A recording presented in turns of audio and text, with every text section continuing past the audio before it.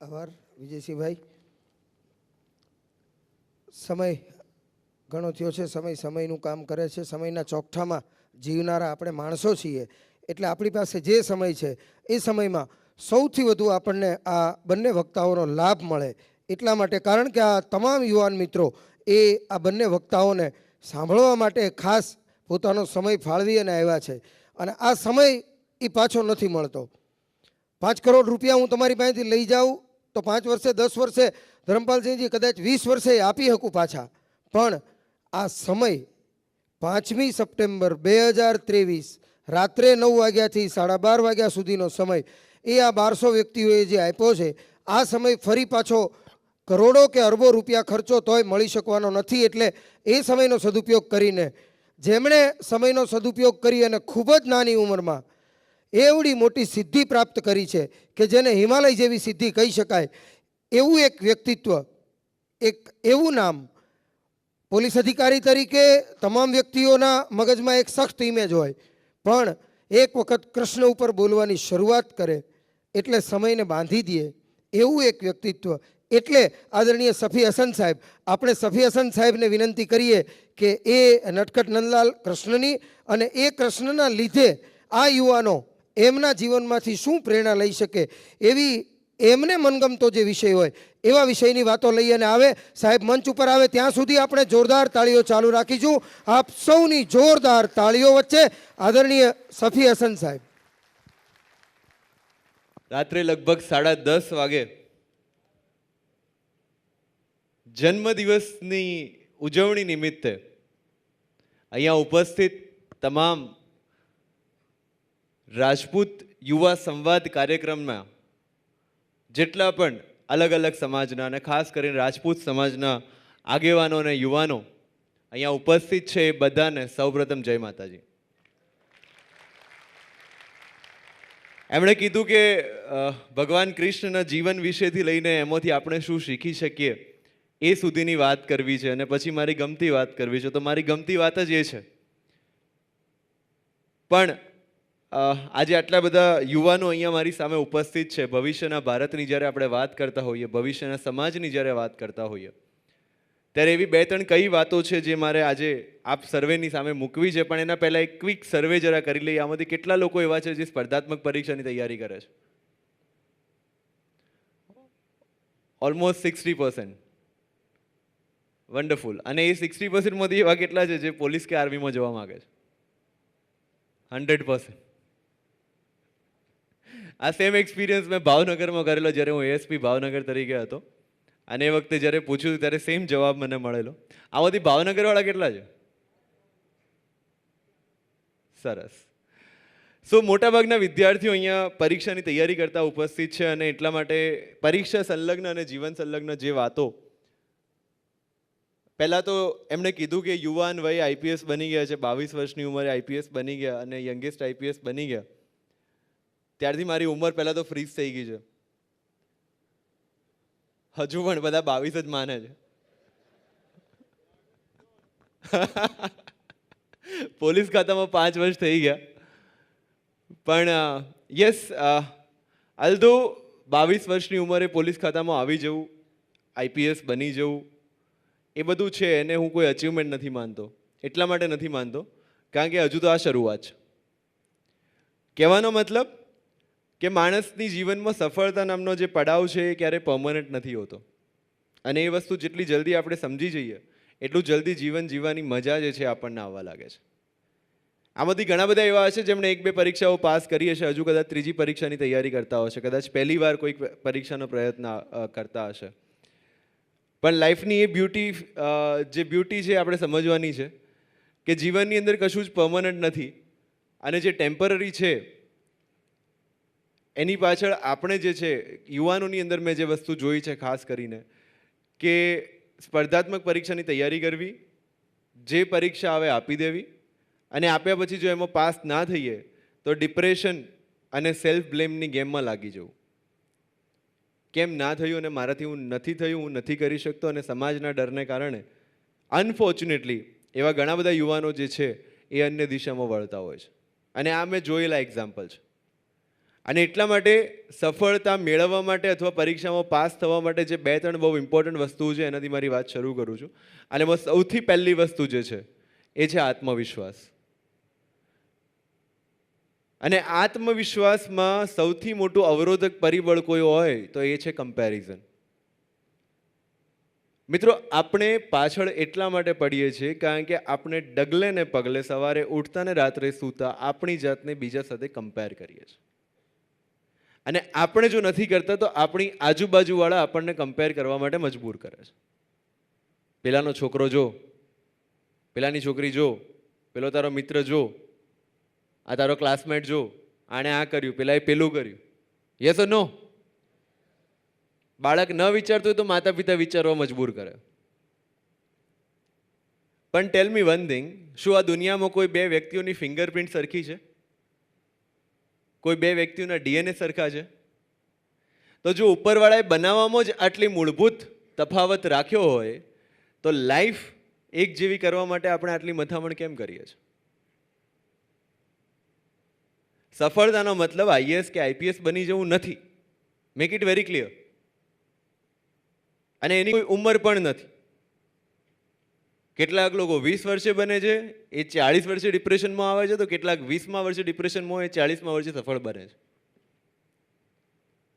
પણ એનો મતલબ છે કે કન્ટિન્યુઅસ એફર્ટ જે છે આપણે શરૂ રાખવા પડે આપણી રીતે.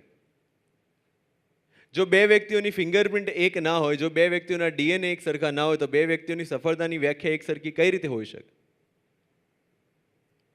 એટલે પહેલી વસ્તુ, જ્યારે કોન્ફિડન્સની આપણે વાત કરતા હોઈએ છીએ ત્યારે કમ્પેરિઝનથી આપણે દૂર જવું પડશે.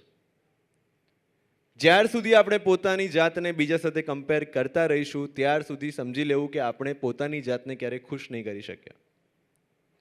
અને કમ્પેરિઝનથી જ્યારે હટીએ અને કોન્ફિડન્સની જ્યારે વાત કરીએ ત્યારે ઘણા બધા કાર્યક્રમમાં હું જતો હોઉં છું અને લોકો મને પૂછતા હોય છે કે સર, કોન્ફિડન્સ ક્યાંથી લાવવો, આત્મવિશ્વાસ ક્યાંથી મેળવવો?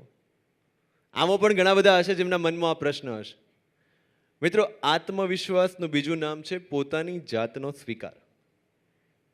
તમે જેવા છો, જે છો, જ્યાં છો, જે પરિસ્થિતિમાં છો, એ પરિસ્થિતિનો જો આપણે યથાર્થ સ્વીકાર કરી લઈએ તો આપણે કોન્ફિડન્સ બીજે ક્યાંય શોધવા જવાની જરૂર નથી.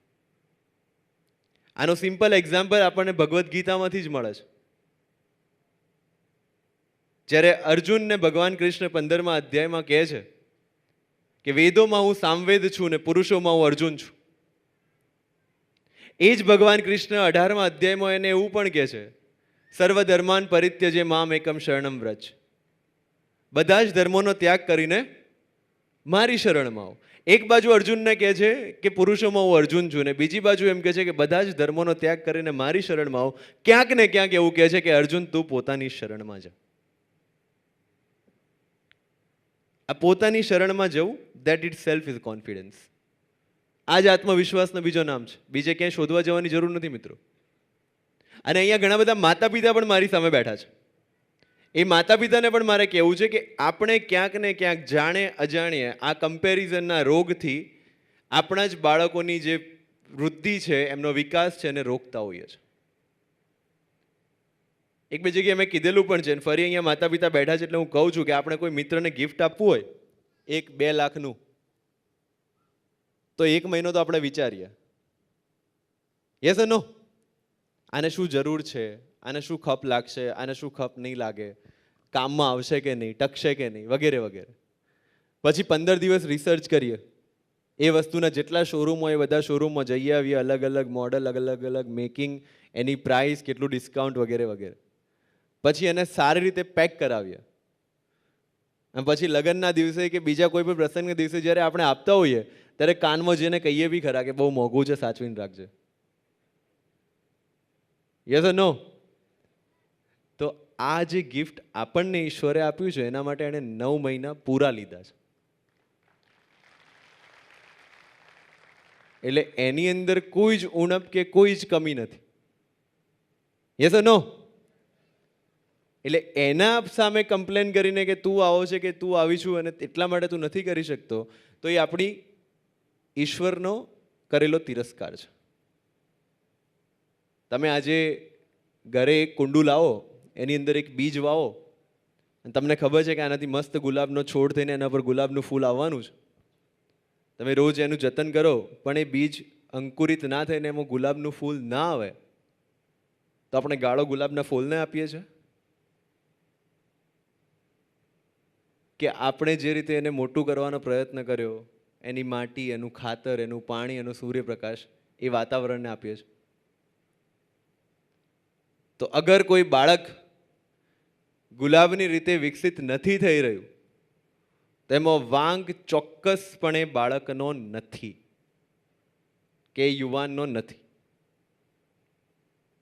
એ તો ઉગવા માટે જ બનેલું છે, પણ જ્યાર સુધી એ વાતાવરણ એને નહીં મળે ત્યાર સુધી એ ફૂલ નથી બનવા.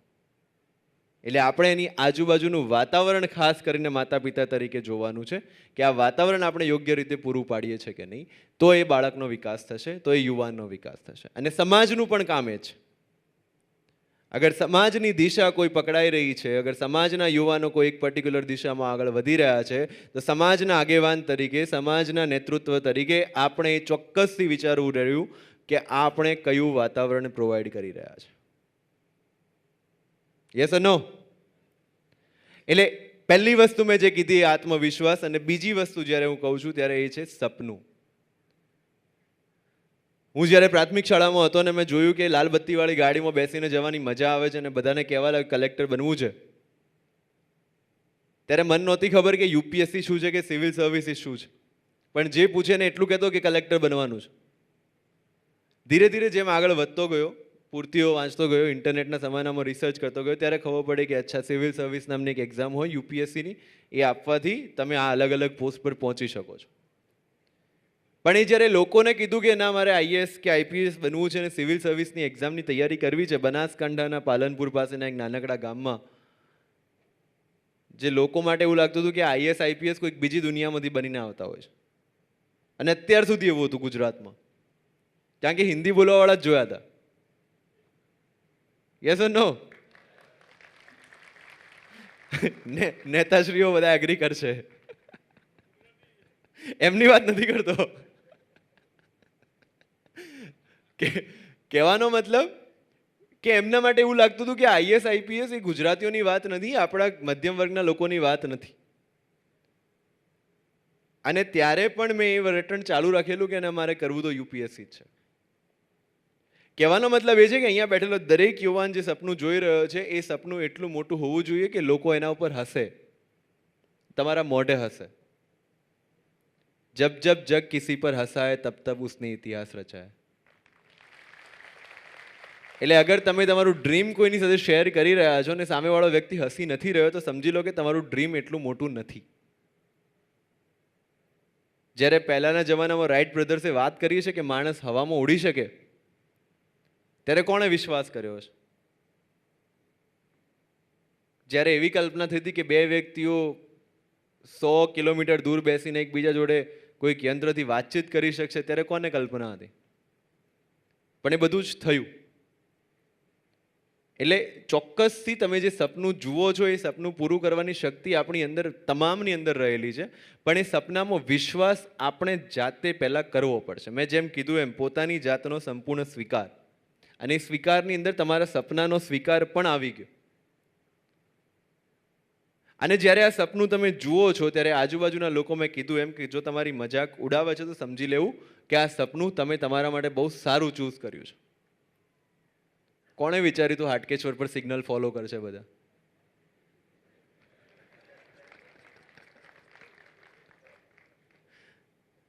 હું જ્યારે અહીંયા ચાર્જ લીધો ને ત્યારે બધાએ મને કીધું કે પૂર્વ અમદાવાદમાં ટ્રાફિક. મેં કીધું એવું કરવું છે કે પશ્ચિમવાળા અહીંયા આવીને જોઈ જાય. થશે કે નહીં? કોન્ફિડન્સ નથી, મને તો છે, તમારામાં છે કે નહીં? થશે કે નહીં? શાબાશ. જો હવે કોઈ ફરિયાદ લઈને આવે ને તો બધાને કહી દેજો.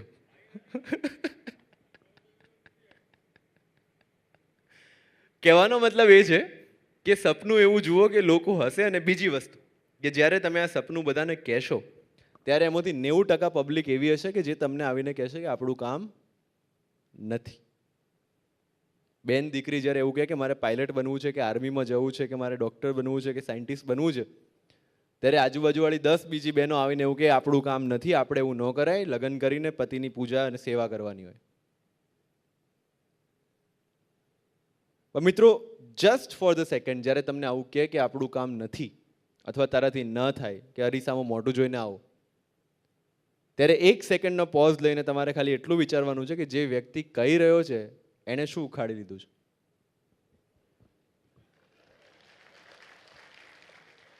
કારણ કે જે વ્યક્તિ લાઈફમાં સફળ છે ક્યારે તમને એવું નહીં કહે કે તારાથી નહીં થાય. એ હું સ્ટેમ્પ પેપર પર લખીને આપી શકું છું. ટાંટિયા ખેંચવાની વૃત્તિ માત્ર એમની જ હોય જેમને પોતાનાથી કંઈ થયું નથી. અને એ માણસ જાતનો સ્વભાવ આજનો નહીં, ઐતિહાસિક રીતે જમાનાની શરૂઆતથી રહ્યો છે. પણ બિલીવ મી, જ્યારે તમે કરી બતાવશો ત્યારે તમારા ઘરની આગળ ફટાકડા ફોડીને પહેલા કોંગ્રેચ્યુલેશન કહેવાવાળા પણ આ જ લોકો હશે.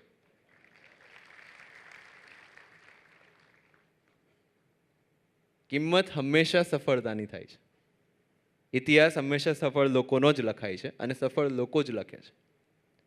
મિત્રો, જે 0.1% સફળ લોકો છે આ દુનિયાની અંદર અને 99.9% નિષ્ફળ અથવા સામાન્ય લોકો છે, એ બે વચ્ચેની ભેદરેખા બહુ જ ક્લિયર અને સ્પષ્ટ છે. મિત્રો, આપણે આજુબાજુ જેટલા લોકો જોઈએ છે એ બધા જ લોકોની અગર જીવન યાત્રા મારે તમને 2 લાઇનમાં કહેવી હોય ને તો જન્મવું, મોટા થવું, ભણવું, નોકરી લેવી, લગ્ન કરવા, છોકરા મોટા કરવા, એમને પરણાવવા અને પછી એમના છોકરા રમાડતા રમાડતા ગુજરી જવું.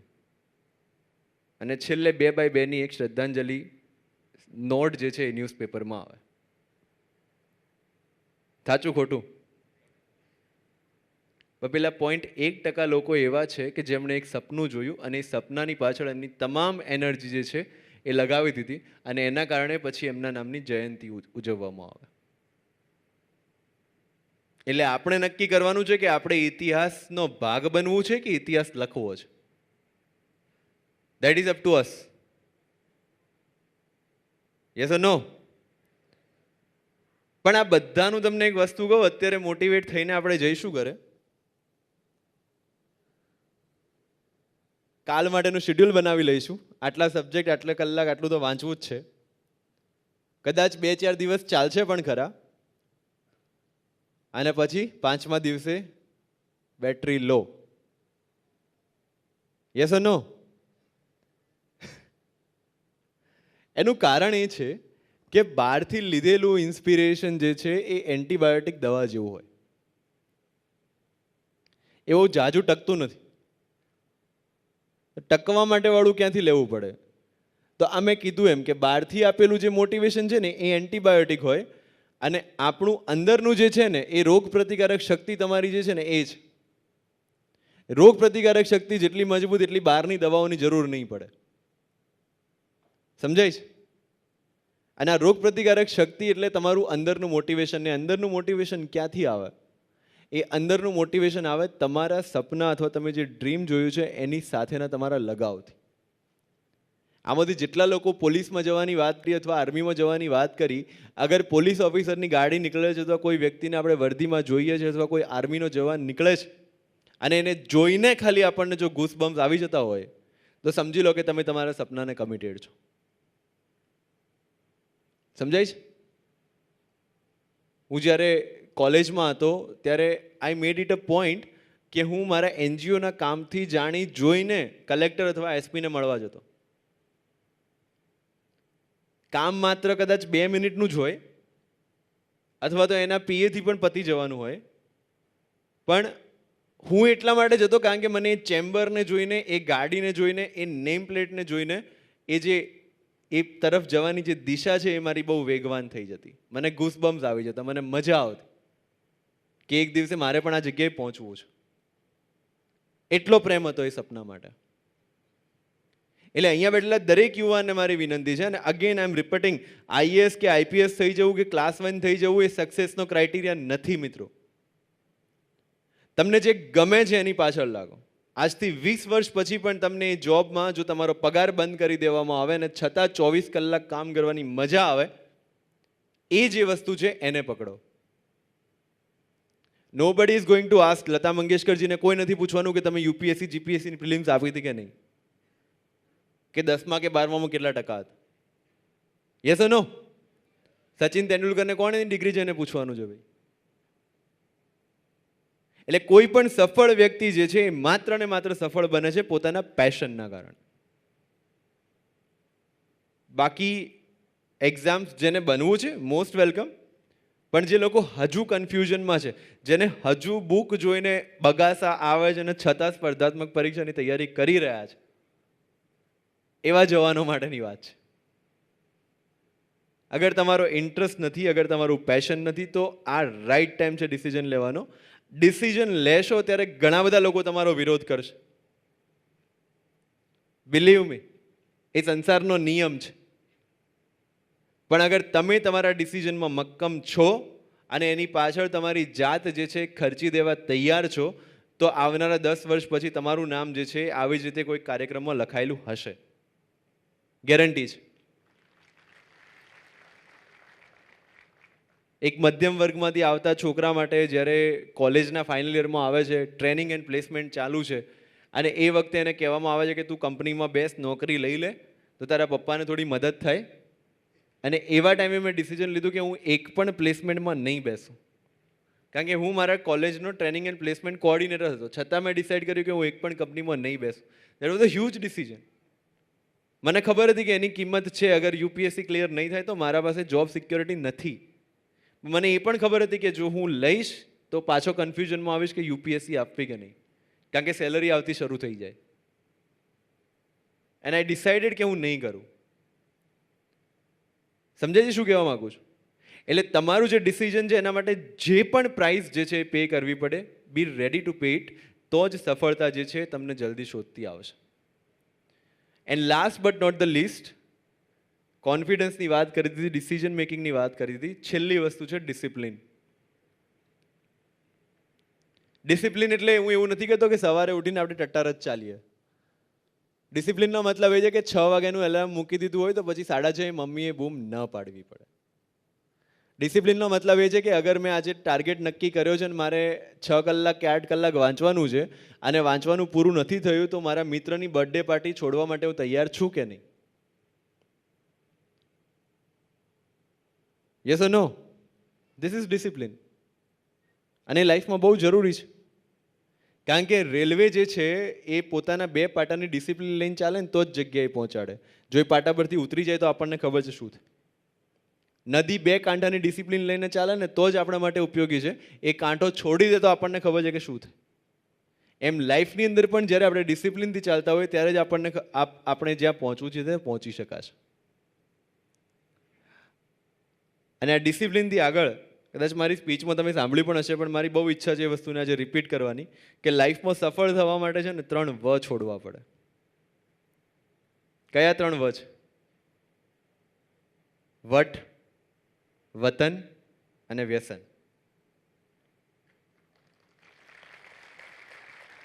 જે વ્યક્તિ આ 3 વ છોડી શકે, માની લેવું કે જીવનની અંદર એને સફળ થતા કોઈ નહીં રોકી શકે. અને સૌથી સફળ સમાજ જો જોવો હોય આ 3 વસ્તુ છોડીને સફળ થવા વાળો સમાજ, તો હું હંમેશા એક જ સમાજનું ઉદાહરણ આપું છું, જૈન સમાજ. વિચારી લો. યસ ઓર નો? વ્યસન આપણને ખબર જ છે. આજકાલ એક નવું વ્યસન જે આવી રહ્યું છે મોબાઈલનું વ્યસન. 5 મિનિટમાં રિપ્લાય ના આવે તો ડીપી હટી જાય.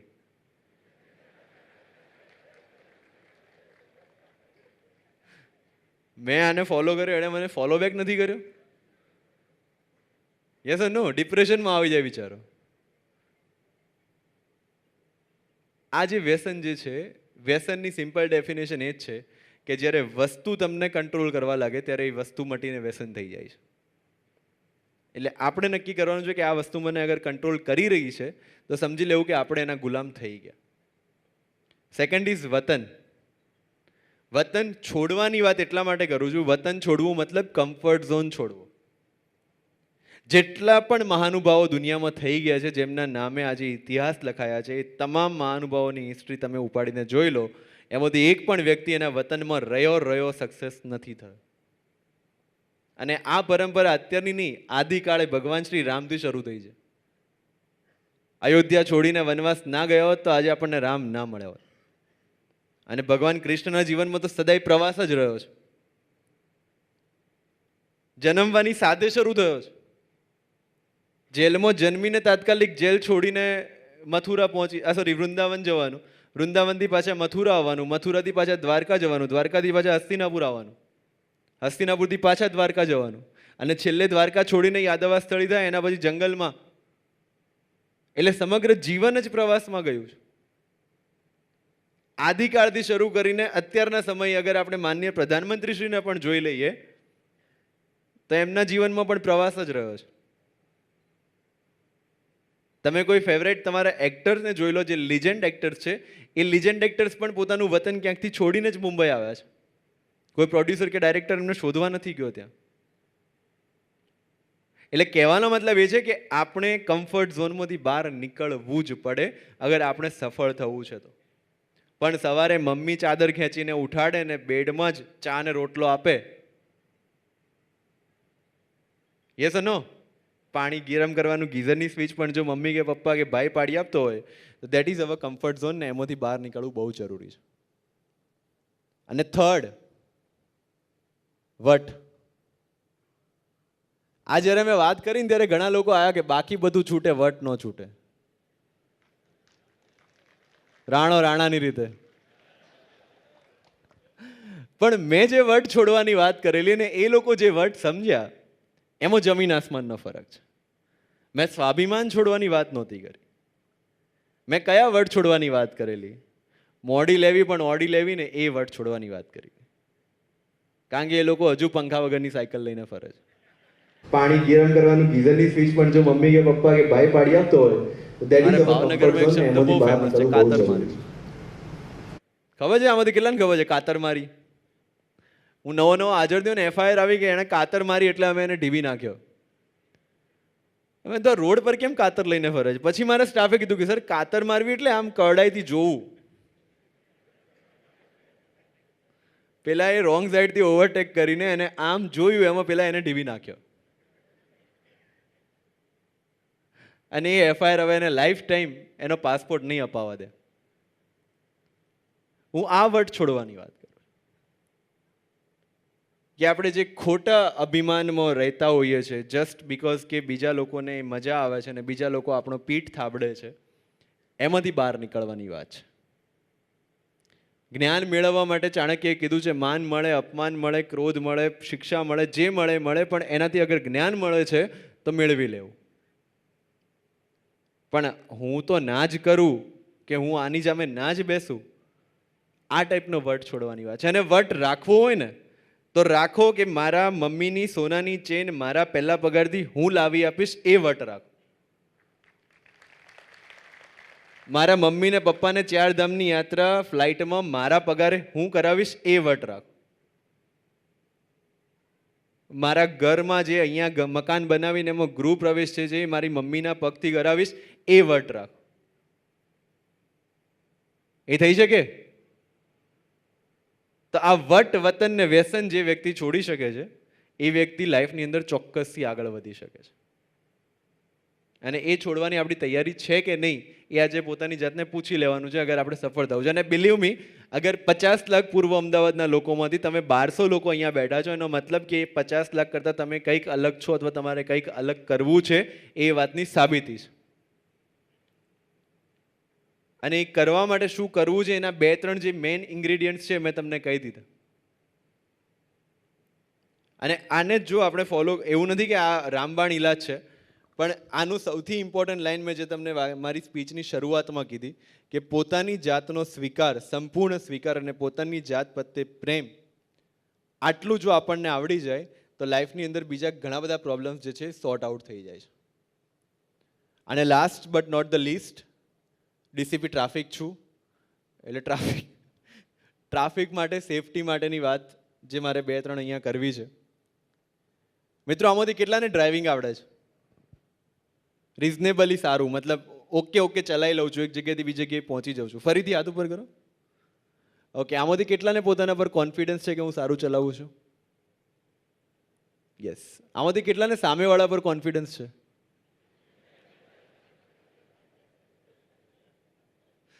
કે સામેવાળો સારું ચલાવે છે? બસ એ સામેવાળા માટે હેલ્મેટ પહેરવાનું છે. અથવા સીટ બેલ્ટ બાંધવાનો છે.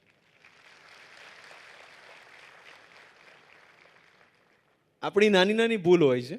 દૂધની થેલી લેવા જ જવું છે, રોંગ સાઈડમાં જવું છું. હા, બકાલું લેવા જવું, શાકભાજી લેવા જવું છે, રોંગ સાઈડમાં વાંધો નહીં. હેલ્મેટ વગર વાંધો નહીં. હેરસ્ટાઈલ બગડી જાય છે.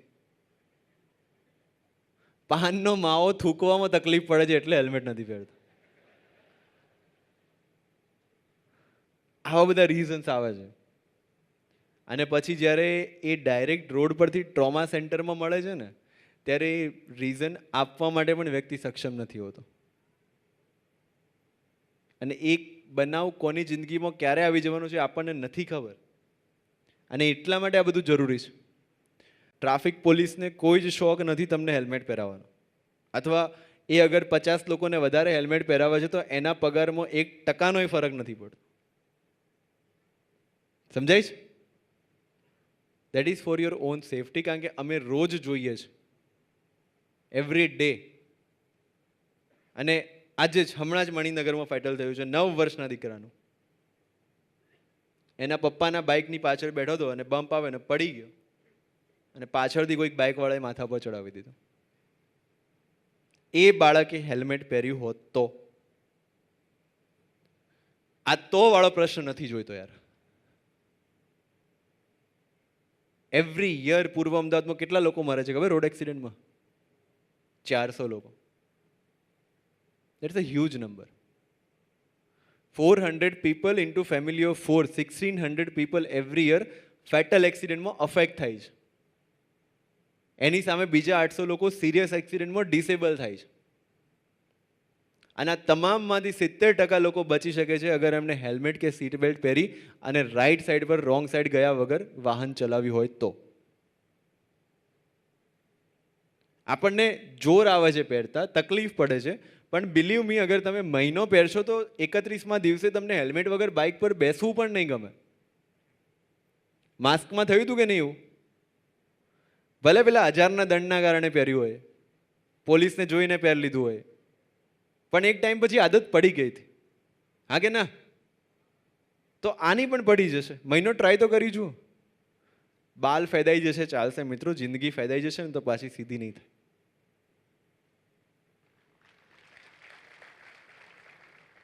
આપણને બધાને ઉતાવળ હોય છે ઘરે જવાની સાંજના સમયે. એટલે જ સર્વિસ રોડ બંધ કરાયા છે અમુક જંકશનના. અને તમે નહીં માનો, જે પોલીસ સ્ટેશન વિસ્તારમાં આ સર્વિસ રોડ બંધ કરાવ્યા છે, આઈ ડિવિઝન પોલીસ સ્ટેશન, ત્યાં ગયા વર્ષ કરતાં આ વર્ષે 50% એક્સિડન્ટનો ઘટાડો છે. શું કહેવા માંગુ છું એ સમજો. જેને ઘરે જવાની ઉતાવળથી બધા સર્વિસ રોડથી ઘૂસતા હતા મન ફાવે એમ, અને એના કારણે એક્સિડન્ટ થતા હતા, એના કારણે ટ્રાફિક જામ પણ થતો હતો. નાઉ પ્રોબ્લેમ સોલ્વ. અને એ બધાની અંદર આપણી એક નાગરિક તરીકેની જવાબદારી બને છે. અને લાસ્ટ થિંગ, કારણ કે આજે સામાજિક કાર્યક્રમ છે, સમાજનું ફંક્શન છે અને આ દેશની વાત ચાલી રહી છે, ત્યારે માત્ર એટલું જ કહેવું છે મિત્રો, એક વસ્તુ આપણા બધા માટે ગૌરવ લેવાની વાત એ છે કે આ ભારત વર્ષમાં જેટલા ધર્મો સ્થપાયા છે, એ ધર્મોના જે આદ્ય સ્થાપકો છે ને એ બધા ક્ષત્રિયો રહ્યા છે.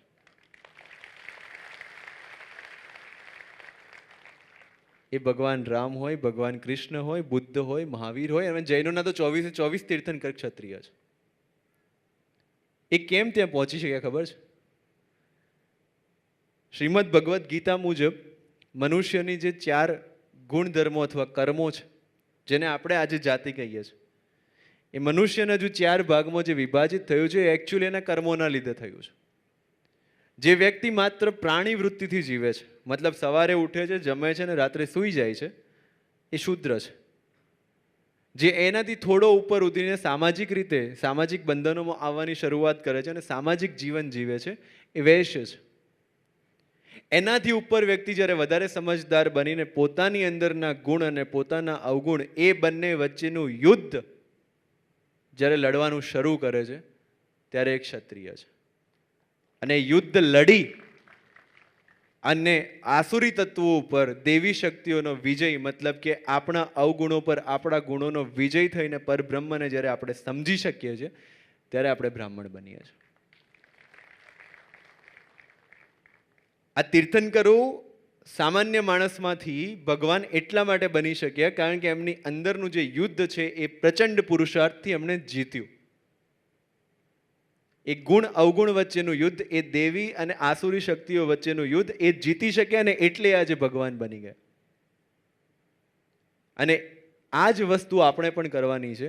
જ્યારે પણ તમે સ્ટડી ટેબલ પર બેસો છો ને તમને ભણવાની ઈચ્છા નથી થતી, એનો મતલબ કે તમારા માટે એક ક્ષણે યુદ્ધ શરૂ છે. અને સાચા ક્ષત્રિય તરીકે આપણે યુદ્ધ જીતવું પડશે. અને આવું રોજનું એક જો યુદ્ધ આપણે જીતી જઈએ તો આપણને રોકી શકવા વાળું કોણ છે? યસ ઓર નો? અને ત્યારે એ જે સમાજનું નિર્માણ થશે એ આદર્શ સમાજનું નિર્માણ થશે. મિત્રો, હજુ કહું છું, કાળા કાચ રાખી નંબર પ્લેટ વગરની ગાડી રાખવાથી આપણે સમાજના આદર્શ નથી બનવાના. અને જો આપણે આવા વ્યક્તિઓને સમાજના આદર્શ માનીએ છીએ તો આપણે વિચારવું રહ્યું કે આપણે સમાજને કઈ બાજુ લઈ જઈએ છીએ. યસ ઓર નો? જે કાયદાનું પાલન નથી કરતો એ વ્યક્તિ આપણો આદર્શ કઈ રીતે હોઈ શકે? આપણે બાપુ કેમ કે છે ખબર છે? કારણ કે જે તે વખતે જે તે સમાજની જેટલી પણ પ્રજા એ રજવાડામાં રહેતી હતી ને એ બધાને એ વ્યક્તિ બાપ સમાન લાગતો હતો. અને મેં તો એનું લાઈવ એક્ઝામ્પલ જોયું છે. જ્યારે મેં મહારાજા કૃષ્ણકુમાર સિંહજીનું ટાઉન પ્લાનિંગથી લઈને એમની રાજ્ય ચલાવવાની પદ્ધતિને બધું જોયું ત્યારે મને સમજાયું. પણ એ સૌના આદર્શ છે અને એવા જ યુવાનો આપણા તમામ સમાજની અંદર આવે અને જેથી આપણે આદર્શ સમાજ તરફ વધી શકીએ, આગળ જઈ શકીએ. એવી આ પ્રયત્ન જે આજે એમના જન્મદિવસ પર શરૂ કરવામાં આવ્યો છે એ સદાય આગળ ચાલતો રહે. કારણ કે આવા બહુ ઓછા કાર્યક્રમો હોય છે કે જેમાં જન્મદિવસની ઉજવણી જે છે આવી રીતે થતી હોય. અને મારા માટે એ સદભાગ્યની વાત છે કે આજે જયભાઈ સાથે સ્ટેજ જે છે શેર કરવાનો મોકો મળ્યો છે. એટલે પોતાની જાતને પણ ભાગ્યશાળી માનું છું. અને વન્સ અગેન એવું કયું વચન તમારી પાસેથી લઈને જાઉં છું કે આમાં બેઠેલો દરેક વ્યક્તિ પોતે પણ કાયદાનું પાલન કરી, બીજાની પાસે કાયદાનું પાલન કરાવી અને હેલ્મેટ, સીટ બેલ્ટ અને ગાડીના નિયમો પાળી અને સફળતા તરફ આગળ વધશે તો તમારા જીવનની ગાડી પણ પૂર ઝડપે જે છે દોડશે. એવી આશા સાથે અહીંયા બેઠેલા તમામ સામાજિક અગ્રણીઓનો પણ ફરીથી એકવાર આભાર વ્યક્ત કરી અને વિરમું છું. જય હિન્દ, જય ભારત, જય ભવાની. આપણી એક એવી ઈચ્છા હતી કે પ્રશ્નોત્તરી જે યુવાન મિત્રોના મનમાં જે પ્રશ્નો હોય એ આપણે પ્રશ્નોત્તરી સ્વરૂપમાં કરવા. સાહેબનું કહેવાનું એવું છે કે હું ને જયભાઈ બે સાથે જયભાઈનું વક્તવ્ય પતે એના પછી આપણે પ્રશ્નોત્તરી કરીશું. પણ कौन मर न जाए इस सादगी पर, लड़ते भी है और हाथ में तलवार भी नहीं है. નકર આ તો બધા તલવારો વાળા છે.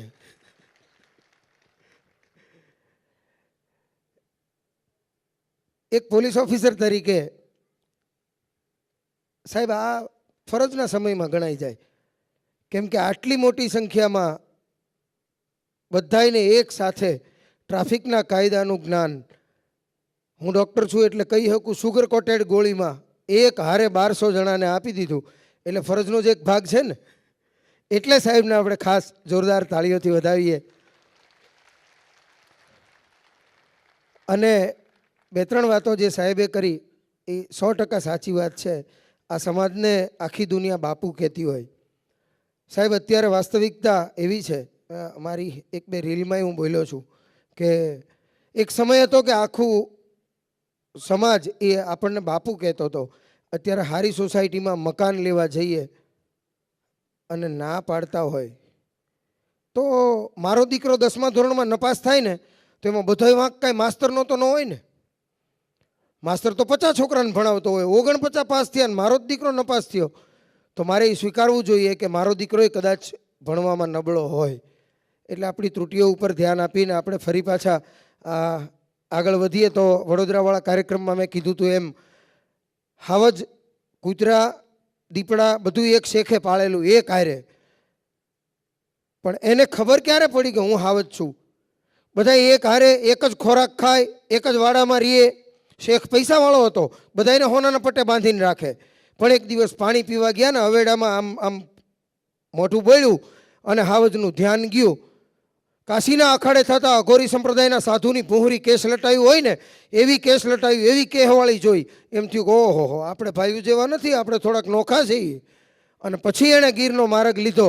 એ અવેડાએ જે સિંહને સિંહ છે એવું દર્શાવવાનું કામ કર્યું હતું ને, એ પાણીમાં જે પ્રતિબિંબ પડ્યું હતું ને, એ આપણી ફરજો અને આપણા હક્કો એનો પ્રતિબિંબ પાડવાનું કામ એ આજે સાહેબના વક્તવ્ય દરમિયાન આપણને મળ્યું છે. સાહેબને જોરદાર તાળીઓથી વધાવીએ અને સફીન હસન સાહેબનું સ્વાગત અને સન્માન કરવા માટે હું ખાસ વિનંતી કરીશ વટવા વિધાનસભા મત વિસ્તારના આદરણીય ધારાસભ્ય શ્રી બાબુસિંહજી જાદવ સાહેબ, બાપુનગર વિધાનસભા મત વિસ્તારના ધારાસભ્ય આદરણીય શ્રી દિનેશસિંહજી કુશવાહ, પાદરા વિધાનસભા મત વિસ્તારના ધારાસભ્ય આદરણીય શ્રી ચૈતન્યસિંહજી ઝાલા અને ગુજરાત રાજ્ય ભારતીય જનતા પાર્ટીના પ્રવક્તા અને અમારા મોટાભાઈ અને અમારા રાહબર એવા આદરણીય શ્રી જયરાજસિંહજી પરમાર સાહેબને કે સાહેબનું પુષ્પગુચ્છ અને મોમેન્ટો અર્પણ કરી અને સ્વાગત કરે. આપણે સૌ આ સ્વાગત થાય ત્યાં સુધી સાહેબને જોરદાર તાળીઓ.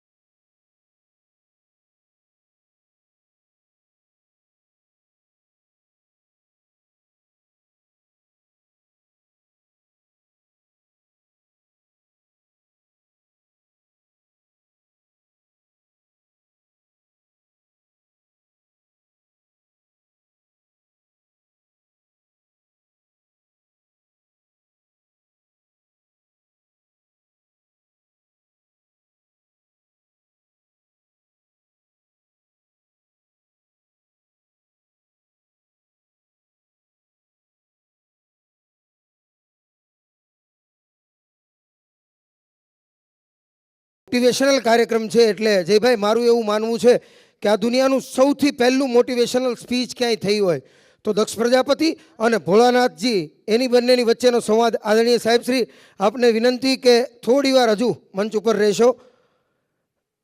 દક્ષ પ્રજાપતિ અને મહાદેવ એ બંનેની વચ્ચે જે સંવાદ થયો એ આ દુનિયાનો સૌથી પહેલી મોટિવેશનલ સ્પીચ હતી. એટલે એના પ્રતિક સ્વરૂપે મહાકાલ સેના એ મહાકાલ દાદાનો મોમેન્ટો એક અર્પણ કરી અને સાહેબનું સ્વાગત કરશે. આપણે જોરદાર તાળીઓથી વધાવીએ.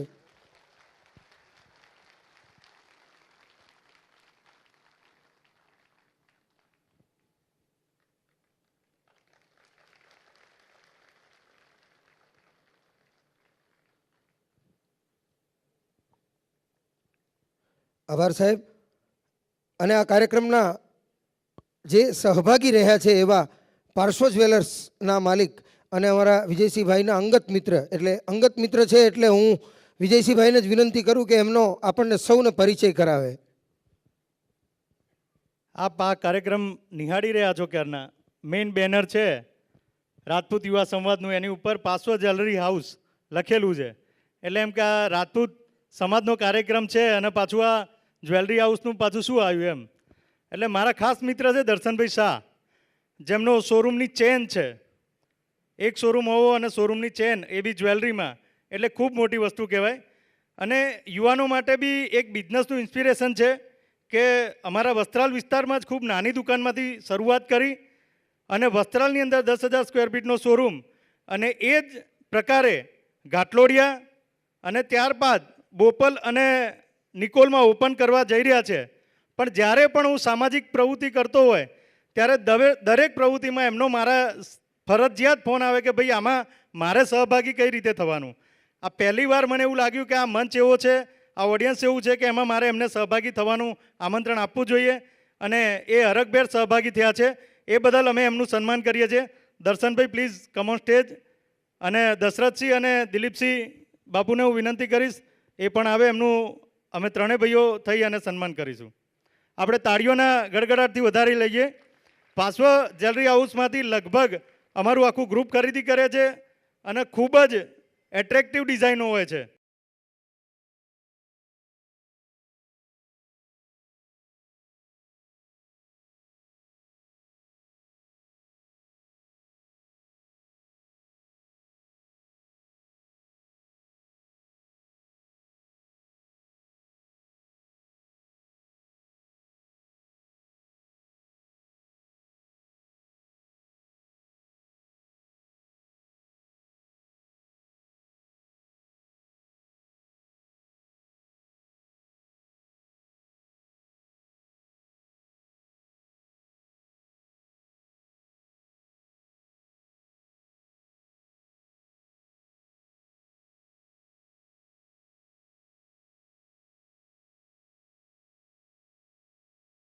સાઈ રેલવે શ્રી જબ્બરસિંહજી ચાવડા ઉપસ્થિત છે. એમનું સ્વાગત કરવા માટે હું વિનંતી કરીશ કર્ણવીરસિંહ ચાવડા, સિદ્ધરાજસિંહ રહેવર, ભાવેન્દ્રસિંહ સોલંકી અને વિશ્વરાજસિંહ કુંપાવત. ચાવડા સાહેબને વિનંતી કે મંચ ઉપર આવે.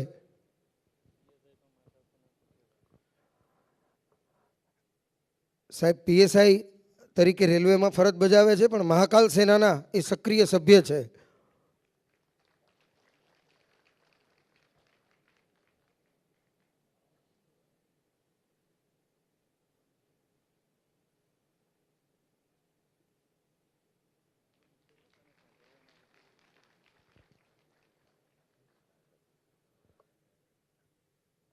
અને હવે કોઈ જાતનો સમય નહીં બગાડતા અને આ સાંપ્રત સમયમાં પ્રસ્તુત છે ગીતા સંદેશ એ ભગવાન કૃષ્ણના પણ આપણે વંશજો છીએ. મારે અહીંથી કહેવું છે કે જ્યારે આપણે કોઈ દ્રઢતાપૂર્વક એવું કહે કે હું સત્ય કહું છું, આ મારી વાત જે છે સાચી છે, એવું જ્યારે કહે ને ત્યારે સામેવાળો એને ટોણો મારે કે બહુ ના જોયો તો રાજા હરિશ્ચંદ્રની સંતાન. હા હા, આપણે રાજા હરિશ્ચંદ્રના સંતાનો છીએ. મારે અહીંથી આપને એ પણ કહેવું છે કે દેશ આઝાદ થઈ જાય અને સરદાર સાહેબ અખંડ ભારતની રચના કરવા માટે પહેલી ટહેલ જ્યાં નાખે ને, એ ટહેલ જેને નાખે એ રાજા કૃષ્ણકુમારસિંહજી ત્યાં જઈને કહેવામાં આવે કે રજવાડા આપવાના છે. એક પળનો પણ વિચાર કર્યા વગર, કેમ કે આપણા ડીએનએમાં એ છે કે નેશન ફર્સ્ટ. એક પાર્ટીનો વિચાર છે, એ પાર્ટીનો જ હું સેવક છું, પરંતુ નેશન ફર્સ્ટ એ તો આપણા લોહીમાં છે. આપણા કૃષ્ણકુમારસિંહજીએ પળનોય વિચાર કર્યા વગર આપી દીધું. પરંતુ મારે અહીંથી એ કહેવું છે કે એમણે એમના ધર્મપત્ની આપણી માતાને કહેણ મોકલ્યું કે કરિયાવરમાં તમે જે લાયા છો એ મારી સંપત્તિ નથી, શું કરશું? તો કે હાથી આખો આપી દીધો, હવે અંબાણીમાં શણગારમાં શું મન રાખવું? એ માતાના આપણે સંતાનો છીએ અને માટે આપણને ગૌરવ થવો જોઈએ. અહીંથી મારે કહેવું છે, જયભાઈ તો ઘણીવાર એમને ખૂબ અહોભાવ છે કે આખા વિશ્વને એક ખૂબ મોટો દળદાર શબ્દકોશ આપ્યો હોય તો એ રાજા ગોંડલ નરેશ ભગવતસિંહજીએ આપ્યો. એના પણ આપણે સંતાનો છીએ. અને એટલે જ ભવ્ય ભૂતકાળ અને હમણાં જ આ બધી ઘટનાઓ તો ખરી, પણ હમણાં જ આપણી માતાઓ હજુ સુધી આ બધી ભૂમિકાઓ પાછળની છે. આજે પણ આપણી માતાઓ આ પુત્રોનો જન્મ આપે છે અને બોર્ડર ઉપર લડતા લડતા એ દીકરાઓ રાષ્ટ્રની રક્ષા કાજે શહીદ પણ થાય છે. અને એવા જ આપણા મહિપાલસિંહ વાળા એ પણ આપણા દીકરા છે, એ જ આપણા સમાજનો દીકરો છે. અને એ રીતે આજે પણ શૌર્ય અને બલિદાનની પરંપરા ચાલુ છે. અને માટે એક ગૌરવશાળી ઇતિહાસ અને જેને ગર્વ લઈ શકાય એવા પુત્રો આજે પણ જન્મ પામે છે. પરંતુ વાત આટલેથી નથી અટકતી. હવે શું? દરેક કાલખંડના પોતાના પડકારો, પોતાની સમસ્યા અને પોતાના જ્યાં આપણે પ્રગતિ કરવાની છે એવા અવકાશો પણ છે. અને અવકાશની ચર્ચા અહીંયા બે મહાનુભાવો આપણી સાથે પોતાની વાતમાં કરવાના છે અને એ જ સાંભળવા આપણે અહીંયા એકઠા થયા છીએ. પરંતુ ફરી એકવાર મારે કહેવું છે કે મોહતાજ ન હતો કસાનો કોણ માનશે? જયભાઈ, મારોય જમાનો તો કોણ માનશે? ભૂતકાળની વાતો જ્યારે વર્તમાન અને ભવિષ્ય ઉપર હાવી થઈ જાય ત્યારે આપણે સમજવું કે વૃદ્ધાવસ્થા આવી ગઈ છે. જયભાઈ, આ પણ તમે જ કહો છો. એટલે મારે કહેવું છે કે આપણે ભૂતકાળમાં આપણું આજે ગૌરવશાળી ઇતિહાસ છે.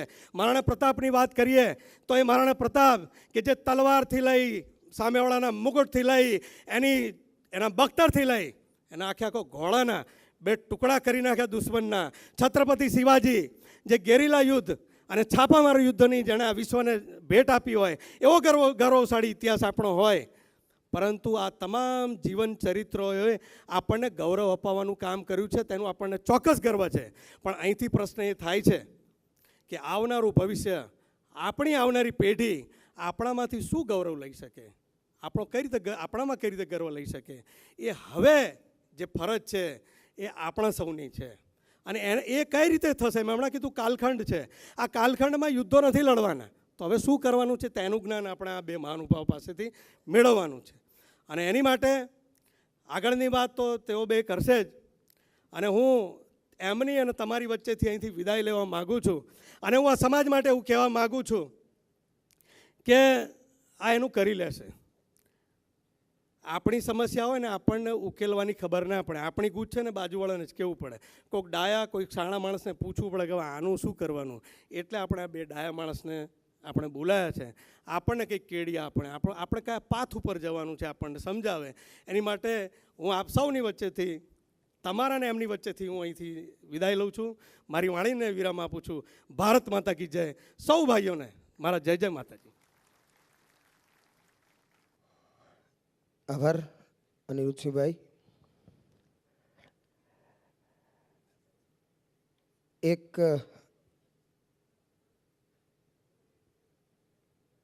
એવા સુંદર વિષયની એમણે વાત કરી. કનકસિંહ બાપુ, એક બહુ સારી કહેવત છે, આમ તો દુહાના સ્વરૂપમાં છે કે સબસે બડા ભૈયા કે સબસે બડા રૂપૈયા. એનો જવાબ છે કે સબસે બડા ભૈયા. ક્यों? क्योंकि मार दे थपाट और छीन ले रुपैया. રૂપિયાનું આવે શું? ભાઈ હોય તો કામમાં આવે. એ કામમાં આવ્યા એની એક વાત અત્યારે જ કરી દઉં. દર વખતે માજે પુસ્તકાલય ઉપર અનિરુદ્ધસિંહ બોલે, દરેક બોર્ડમાં બજેટ સત્ર હોય એ વખતે એક વિષય ઉપર બોલવાનું હોય. અનિરુદ્ધસિંહજી ઝાલા દર વખતે જે પુસ્તકાલય માજે પુસ્તકાલય વિષય ઉપર બોલે. આ વખતે બોલવાનું હતું એટલે મેં એવું કીધું, મેં કીધું મોટાભાઈ મારી ઈચ્છા છે. તો મને કે તમને ખપે એ મને ન ખપે, હવે કુંડલા મારે નથી જોતું. એટલે આ વખતે જયભાઈ જે પુસ્તકાલય ઉપર એમણે મને મોકો આપ્યો બોલવાનો. અને એ જે પુસ્તકો વાંચીને જે જ્ઞાન મળે છે એ જ્ઞાન થકી જ, એ જ્ઞાનને પ્રાપ્ત કરવા માટે જ આટલી મોટી સંખ્યામાં યુવાનો એ અહીંયા ભેગા થયા હોય. ઓલમોસ્ટ 1150 સીટનો આ હોલ છે. 1150 સીટ ભરાઈ જાય અને પછી પાછી ખુરશીઓ મૂકવી પડે. આનો સીધો અર્થ એવો થાય કે આપણા વિસ્તારમાં, સમાજમાં જ્ઞાન પીપાસુઓની જરાય કમી નથી, પણ યોગ્ય વ્યક્તિ પાસેથી પીરસાતું હોય તો એને સ્વીકારવા માટે યુવાનો તૈયાર છે. એવા એક કાર્યક્રમ અંતર્ગત આપણે સૌ અહીંયા મળ્યા છીએ. ત્યારે આ મત વિસ્તાર એ જેમના મત વિસ્તારમાં આવે આ હોલ, એવા ક્ષત્રિય સમાજનું ગૌરવ, મારા જેવા હજારો કાર્યકર્તાઓના રાહબર, અને અનિરુદ્ધસિંહભાઈ માટે મેં જેમ કીધું ને એમ આ એક એવું વ્યક્તિત્વ કે જેમણે વોર્ડ પ્રમુખ હતા જયભાઈ, વોર્ડ પ્રમુખ પછી એમણે ક્યારેય બીજી કોઈ અપેક્ષા જ નહોતી રાખી. અને આજે આ વટવા વિધાનસભાનું જેઓ શ્રી પ્રતિનિધિત્વ કરી રહ્યા છે, 1,04,000 જેવા મતોની લીડ સાથે જેમણે ગત વિધાનસભામાં વિજય પ્રાપ્ત કર્યો એવા આદરણીય શ્રી બાબુસિંહજી જાદવ, ધારાસભ્ય શ્રી વટવા, એમની આજે પ્રેરક ઉપસ્થિતિ આજના કાર્યક્રમમાં છે. ત્યારે હું મહાકાલ સેના ગુજરાત વતી શ્રી જસપાલસિંહ સોલંકી, શ્રી ભરતસિંહ ચંદાવત અને શ્રી કુલદીપસિંહ ચૌહાણ સાહેબને વિનંતી કરું કે આદરણીય બાબુસિંહ જાદવ સાહેબનું પુષ્પગુચ્છ અને મોમેન્ટો અર્પણ કરી અને સ્વાગત અને સન્માન કરે. બાપુ આપ કૃપા કરી અને મંચ ઉપર પધારો. આપણે સૌ જોરદાર તાળીઓથી વધાવીએ.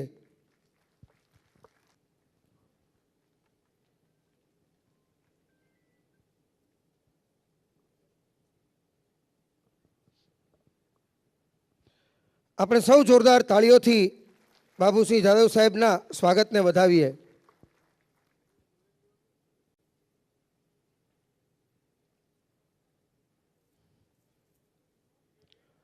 બાપાને મેં પહેલાં બોલાવ્યા ને એટલે એમણે ત્યાંથી એવું કીધું કે હું આ વિસ્તારમાં, આ વિધાનસભા મારી છે એટલે હું યજમાન કહેવાઉં, એટલે આપણે પહેલાં મહેમાનને બોલાવવા જોઈએ. પણ મોટે ભાગે આ ક્ષત્રિય ડાયરો છે અને ક્ષત્રિયોમાં ઉંમરને સૌથી પહેલી માન્યતા આપવામાં આવે છે. કેમ કે વડીલ એમને સૌથી પહેલાં બોલાવવામાં આવે. એટલે આદરણીય બાબુસિંહજી જાદવ સાહેબનું આપણે પહેલાં સ્વાગત કર્યું છે અને હવે એક એવા યુવાન ધારાસભ્ય જે મ્યુનિસિપલ કોર્પોરેશનમાં હજી અમારી સાથે કાઉન્સિલર તરીકે જ ધારાસભ્ય હોવા છતાંય કોર્પોરેશનના બોર્ડમાં આવે ત્યારે અમારી સાથેનું એમનું વર્તન એ મ્યુનિસિપલ કાઉન્સિલર એક મ્યુનિસિપલ કાઉન્સિલર બીજા મ્યુનિસિપલ કાઉન્સિલરને મળે એ જ રીતનું હોય છે. એમના ઉપર ધારાસભ્ય પદ હાવી થયું જ નથી અને માતાજી કરે કે ક્યારેય એ પદ હાવી ન થાય એવું એક વ્યક્તિત્વ એટલે દિનેશસિંહજી કુશવા, ધારાસભ્ય શ્રી બાપુનગર વિધાનસભા. એમને વિનંતી કરીશ કે અહીંયા મંચ ઉપર પધારે અને એમનું સ્વાગત કરવા માટે મહાકાલ સેના ગુજરાત વતી શ્રી જયકિશનસિંહ વાઘેલા, શ્રી જયેન્દ્રસિંહ સોલંકી અને શ્રી મુકુંદસિંહ વાઘેલાને વિનંતી કરું કે પુષ્પગુચ્છ અને મોમેન્ટો અર્પણ કરી અને દિનેશસિંહજી કુશવાનું સ્વાગત કરે. આપણે સૌ જોરદાર તાળીઓથી આ સ્વાગતને વધાવીએ.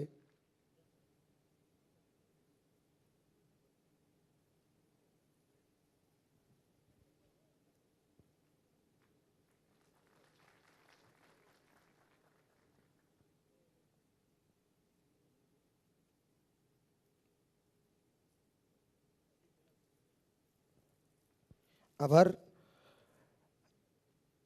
આજના આ કાર્યક્રમમાં જેમના માટે હસન સાહેબ અમે એવું કહી કે આટલો બધો નિર્મળ માણસ એ પોલીસ ખાતામાં આવે એટલે બહુ મોટી વાત કહેવાય. કારણ કે આટલી વસ્તુઓ એની જગ્યાએ જ સારી લાગે. વાત મરમની, આદેશ ધરમની, દુકાનદારી નરમની, સત્તા ગરમની અને દલાલી બેશરમની. વાત મરમીલી હોય તો કામની ને. માણસને પડદો હોય તો ધર્મનો પડદો હોય. વાત મરમની, આદેશ ધર્મની, દુકાનદારી નરમની. દુકાનદાર છે, વેપાર જેને કરવો છે એ હંમેશા નરમ હોવો જોઈએ. મોટાભાગે વાસણની દુકાનો, ઇલેક્ટ્રોનિકના શોરૂમને એમાં આપણે ન હાલતા એનું કારણ આ હતું કેમ કે દુકાનદારી નરમની હોવી જોઈએ અને સત્તા હંમેશા ગરમની હોવી જોઈએ. પણ એક એવા પોલીસ અધિકારી કે એમના માટે કાયમ અમે કહીએ કે આ એક એવા અધિકારી છે કે જેમણે પોતાના પોલીસ સ્ટેશનમાં જ્યાં ક્યાંય પણ નોકરી કરી છે એ પોલીસ સ્ટેશનમાં ક્યારેય આજ સુધી ક્યારેય સખ્તી કરી છે, માર્યા છે 100%, પણ ક્યારેય કોઈ પણ આરોપીને જેમણે અપશબ્દોનો આજ સુધી ક્યારેય પ્રયોગ નથી કર્યો. એ એમ કહે કે અપશબ્દ બોલીએ ને તો માણસનું અંદરનું જમીર મરી જાય અને પછી છે ને એ માણસ નો રહીએ, મશીન રહીએ અને પછી મશીન છે ને એ ગમે એ કરી શકે. માણસ છે એનામાં સંવેદના હોય પણ એક વખત એની સામે તમે અપશબ્દોનો પ્રયોગ કરો તો એની સંવેદના મરી જાય એટલે પછી માણસ મશીનવત થઈ જાય. એટલે એવા એક અધિકારી અને એનાથી વિશેષ અમને વધારે ગમે એટલા માટે કે જે પોલીસ સ્ટેશનમાં જાય ને એ પોલીસ સ્ટેશનમાં દર 2-3 મહિને એકાદો ડાયરો તો હોય ને હોય જ. એવા ડાયરામલ પોલીસ અધિકારી અમારા સૌના માર્ગદર્શક એવા વટવા પોલીસ સ્ટેશનના પીઆઈ શ્રી કુલદીપદાન ગઢવી સાહેબ એ આજના કાર્યક્રમમાં અહીંયા ઉપસ્થિત છે. સાહેબને વિનંતી કરું કે અહીંયા મંચ ઉપર વધારે સાહેબનું સ્વાગત અને સન્માન કરવા માટે હું વિનંતી કરીશ. મહાકાલ સેના ગુજરાત વતી શ્રી ધરમપાલસિંહ સિસોદિયા, શ્રી હરપાલસિંહ વાઘેલા અને શ્રી વિજયસિંહ સિસોદિયા.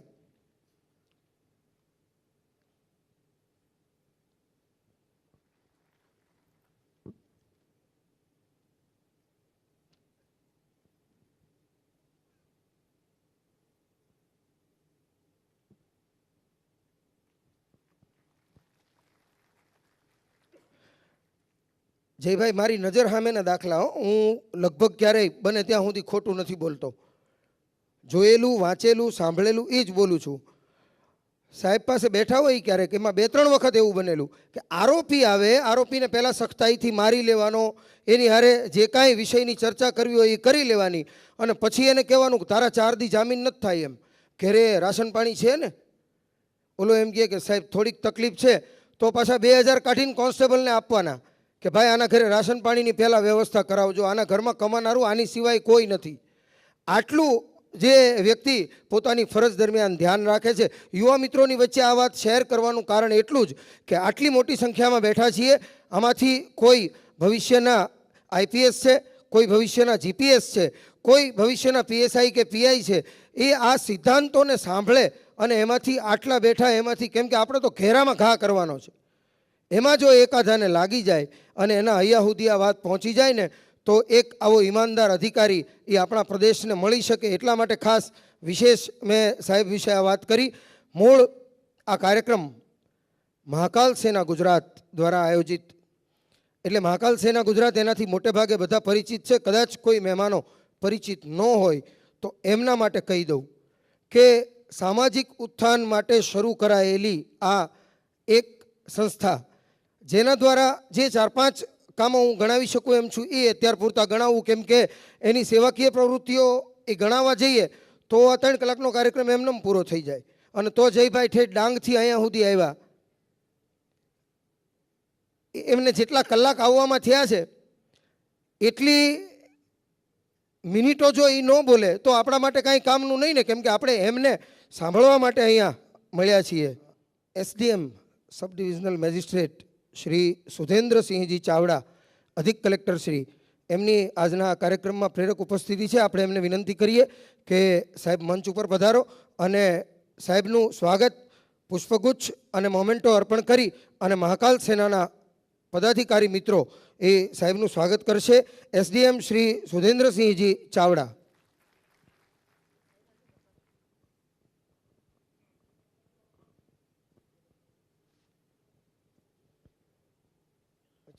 અત્યારે એસડીએમ તરીકે છે અને અધિક કલેક્ટર તરીકેનું પ્રમોશન એમનું થઈ ગયું છે, એટલે આપણે સૌ તાળીઓથી સાહેબને અભિનંદન અને શુભકામનાઓ પાઠવીએ.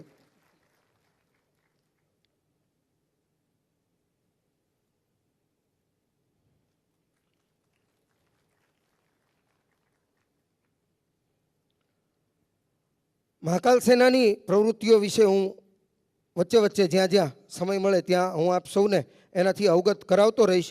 પણ આ યુવાન મિત્રો આટલી મોટી સંખ્યામાં ભેગા થાય એની પાછળનું કારણ એ છે કે આ યુવાનોને સાથે લઈ અને ચાલનારી સંસ્થા છે. સૌથી પહેલી કોઈને જરૂરિયાત હોય કાંઈ તો પાયાની જરૂરિયાતો છે રોટી કપડાં ઓર મકાન, એનો અર્થ કે રોજગારી. આ સંસ્થા દ્વારા યુવાન મિત્રો માટે રોજગારીની એક એવી વ્યવસ્થાનું આયોજન કરવામાં આવ્યું કે જે અંતર્ગત 250 બોલેરો અને 150 મારુતિ ઇકો, 1 પણ રૂપિયાનું ડાઉન પેમેન્ટ નહીં ભરવાનું અને બેંકના અધિકારી તમારા ઘેર આવે, લાયસન્સ ન હોય તો તમારે લાયસન્સ લેવડાવવા સુધીની વ્યવસ્થા એ આ સંસ્થા દ્વારા કરવામાં આવે. અને એના પછી એક લેપ્સ પીરિયડ આપવામાં આવે કે આટલો સમય તમારે કોઈ હપ્તો નથી ભરવાનો, એના પછી તમારા હપ્તા ભરવાના શરૂ થાય. એવી રીતે એક સાથે 400 યુવાન મિત્રોને રોજગારીની તક પૂરી પાડવાનું કામ એ આ મહાકાલ સેના ગુજરાત દ્વારા કરવામાં આવ્યું છે.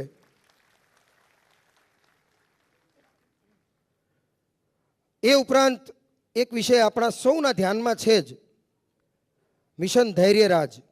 એક બાળક, એને 16 કરોડ રૂપિયાના એક ઇન્જેક્શનની જરૂર પડે અને એ 16 કરોડ રૂપિયા એટલે બહુ પૈસાપાત્ર માણસ હોય ને એના માટે મોટી રકમ હતી, તો સામાન્ય પરિવારમાંથી આવતી વ્યક્તિ માટે તો ખૂબ મોટી રકમ કહેવાય. એક જીવ એને ઈશ્વરે પોતાની દુનિયામાં મોકલ્યો છે તો એને જીવાડવાનો અધિકાર, એને જીવાડવાની જવાબદારી એ ઈશ્વરે મોકલેલા જીવ તરીકે આપણા સૌની છે. આવા વિચાર સાથે મિશન ધૈર્યરાજ શરૂ કરી અને સૌ પ્રથમ મહાકાલ સેનાએ શરૂઆત કરી હતી.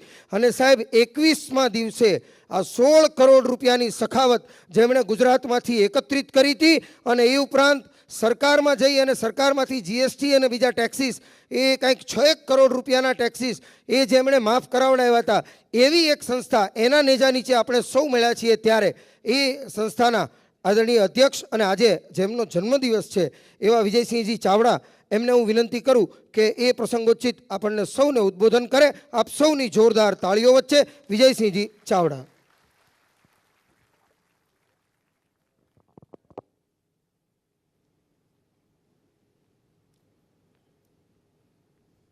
હેલો. સૌ પ્રથમ તો આજના આ એકદમ નવતર પ્રયોગ રાજપૂત યુવા સંવાદ કાર્યક્રમ અંતર્ગત ઉપસ્થિત ધારાસભ્યશ્રીઓ, સામાજિક અગ્રણીઓ, આપ સૌ અધિકારીશ્રીઓ, સફી હસન સાહેબ, જય વસાવડા સાહેબ તથા સમાજના અલગ અલગ તાલુકા અને જિલ્લામાંથી પધારેલ ભાઈઓ, ઉપસ્થિત બહેનો, વડીલો તથા મારી જે તાકાત છે યુવાનો, સૌને આજના દિવસે અહીંયા સમયસર અને કટિબદ્ધ રીતે જે પ્રમાણે કમિટમેન્ટ કર્યું હતું એ પ્રમાણે આવવા બદલ હું દરેકને આવકારું છું, દરેકનું સ્વાગત કરું છું. અમારા મિત્ર જયેન્દ્રસિંહ સોલંકીનો જન્મદિવસ 31મી તારીખે હતો. 31મી તારીખે અમે મોસ્ટ ઓફ અમારા મુખ્ય કાર્યકર્તા હોય એમનો જન્મદિવસ અમે સેવા કરી અને ઉજવતા હોઈએ છીએ. એમાં મોટે ભાગે ગૌશાળાએ જઈ અને સૌ પ્રથમ ગાયોને ઘાસ ખવડાવી અને પછી એ ભાઈની જે ઈચ્છા હોય એ પ્રમાણે ગરડાગરની હોય કે બીજી કોઈ પણ પ્રવૃત્તિ કરવાની હોય કરીએ છીએ. પણ નજીકમાં મારો જન્મદિવસ આવતો હતો એટલે બધાએ વિચાર કર્યો કે કંઈક એવું નવું કરવું છે.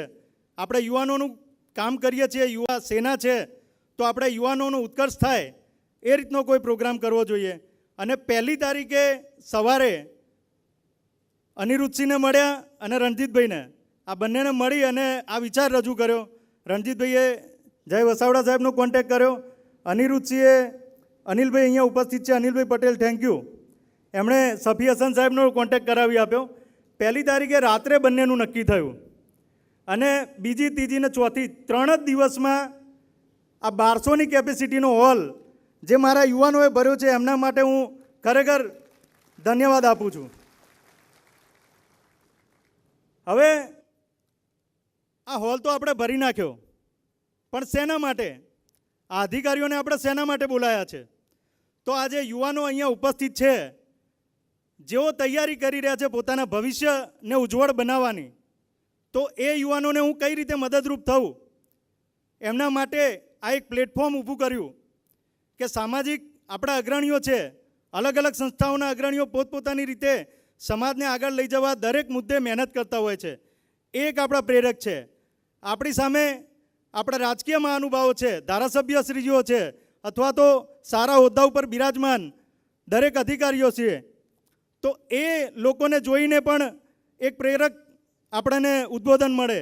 ત્યારબાદ અધિકારીઓ કે જે યંગેસ્ટ અધિકારીઓ છે, સમયના અનુકૂળતાના હિસાબે વારાફરતી આવ્યા છે, બાકી લગભગ એ રીતના કમિશનરથી લઈ, પીઆઈથી લઈ, પીએસઆઈથી લઈ, ડૉક્ટર, એમએલએ, કાઉન્સિલર અને ઠાકોર સાહેબ શ્રી, એટલે આપણા સમાજથી લઈ અને અધિકારી સુધી બધાનું ઉદાહરણ આપણી સામે મૂકવા માટે આ બધાને બોલાયા છે. આ સૌથી વધુ હોય તો આપના માટેનો કાર્યક્રમ છે. આજે સફી હસન સાહેબનું ઉદાહરણ એ આપણા તમારા સૌના માટે હશે કે ઘણીવાર કાર્યક્રમો હોય છે એમાં બધા યુવાનો વાત કરતા હોય કે 5 લાખ ફોર્મ ભરાય બાપુ, એમાં સારું આ 5 લાખમાં આપણો નંબર કેમ ન લાગે? એટલે 5 લાખમાંથી આટલા બધા ઓફિસર જો બની શકતા હોય તો આપણે કેમ ના બની શકીએ? ડૉક્ટર બનવા માટે 98% જોઈએ તો આપની સામે એ પણ ઉપસ્થિત છે. આ બધા ઉદાહરણો છે અને આ ઉદાહરણોમાંથી આપણે કંઈક શીખવાનું છે. અને એટલા માટે થઈ અને આ એક કાર્યક્રમ આપણે રજૂ કર્યો અને આ સંવાદ રજૂ થાય, સમાજની વચ્ચે આવો વિચાર મુકાય અને એના ઉપર કંઈક ના કંઈક વિચારણા થાય, અમલ થાય. આવા કાર્યક્રમ વારંવાર થાય, કારણ કે વિચારોમાંથી કાર્ય પરિવર્તન થતું હોય છે. અને આ કાર્યક્રમમાંથી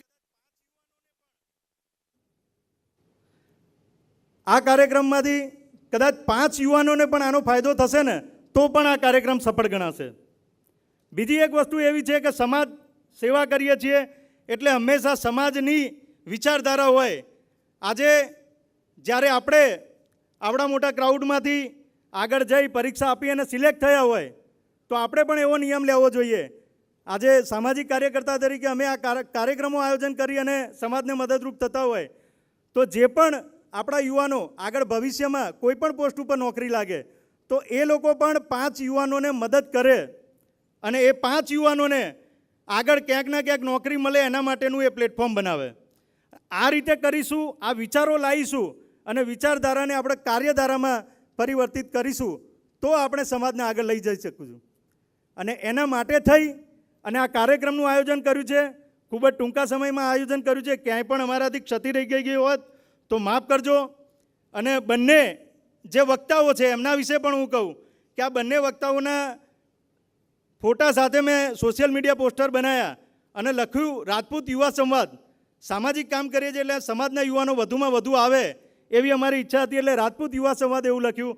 પણ ઘણા અલગ અલગ સમાજોમાંથી ફોન આવ્યા કે ભાઈ અમારે આ બંને વક્તાઓને સાંભળવા આવવું છે. એટલે એમને પણ ધન્યવાદ કે લોક જે દરબાર છે એમાં પણ તમારું ખૂબ જ નામ છે. અને સ્પેશિયલ અહીંયા મારા ઘણા મિત્રો છે જે બીજા સમાજના છે, પટેલ સમાજ, બ્રાહ્મણ સમાજ, દરેક સમાજમાંથી અહીંયા મારા મિત્રો ઉપસ્થિત છે અને જે સ્પેશિયલ બંને વક્તાઓને સાંભળવા માટે આવ્યા છીએ. અને હવે આપણે કોઈ પણ જાતનો સમય ના બગાડતા એમને આપણે કાર્યક્રમ આપીશું. અને સૌ ભાઈઓને વિનંતી છે કે ખૂબ શાંતિથી, ખૂબ પેશનથી અને ખૂબ એકાગ્રતાથી આ કાર્યક્રમ આગળ તમે નિહાળજો અને આમાંથી કંઈક ને કંઈક પ્રેરક ઉદ્બોધન લઈ અને જજો અને એના ઉપર કામ કરજો. બાકી દરેક સંમેલનો થાય છે, ઘરે જઈએ છીએ, જમણવાર થાય છે, ઘરે જઈએ, છૂટા પડીએ અને બીજા દિવસે ભૂલી જઈએ છીએ. એવું કંઈ ના થાય અને આમાંથી આપણે કંઈક શીખ મેળવી અને બધા આગળ વધીએ અને આમાંથી કંઈક યુવાનો આગળ વધશે તો અમારો આ ખર્ચો, અમારી આ મહેનત એ લેખે લાગશે. જય માતાજી, જય શ્રી મહાકાલ.